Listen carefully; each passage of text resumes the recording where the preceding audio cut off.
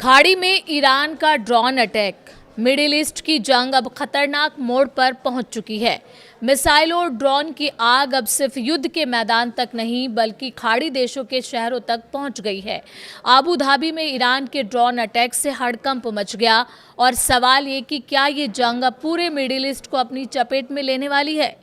नमस्कार, मैं हूं वंदना त्यागी और आप देख रहे हैं न्यूज़ 18 राजस्थान का डिजिटल चैनल।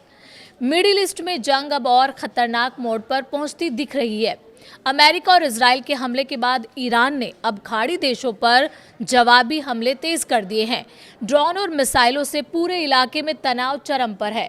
सबसे ताज़ा घटनाक्रम है अबू धाबी का, जहां ईरान के ड्रोन अटैक के बाद मलबा गिरने से 2 लोग घायल हो गए। अधिकारियों के मुताबिक एक जॉर्डन और एक मिस्र का नागरिक मामूली रूप से घायल हुआ है। इस बीच इजराइल ने ईरान के इस्फहान एयरपोर्ट को निशाना बनाया।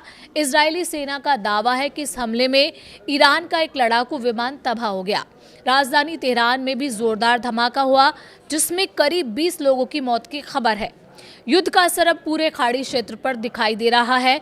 ईरान ने दुबई, कुवैत और बहरीन के आसपास भी हमले तेज कर दिए हैं।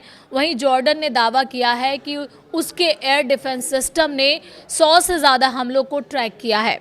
इस बीच एक बड़ा राजनीतिक मोड़ भी सामने आया है। ईरान के सुप्रीम लीडर अली खामेनेई की मौत के बाद उनके बेटे मुज्तबा खामेनेई को नया सुप्रीम लीडर चुन लिया गया है।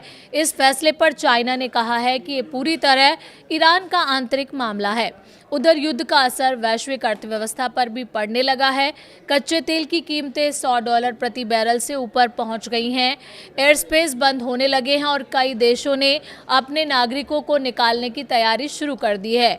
इस बीच जापान ने भी घोषणा की है कि वो मिडिल ईस्ट में फंसे अपने नागरिकों को चार्टर्ड फ्लाइट से वापस लाएगा। कुल मिलाकर मिडिल ईस्ट की ये जंग अब सिर्फ ईरान और इजराइल तक सीमित नहीं रह गई है।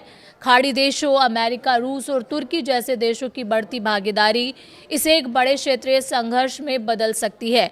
और सबसे बड़ा सवाल यही है, क्या ये जंग यहीं थमेगी या पूरी दुनिया को इसकी कीमत चुकानी पड़ेगी।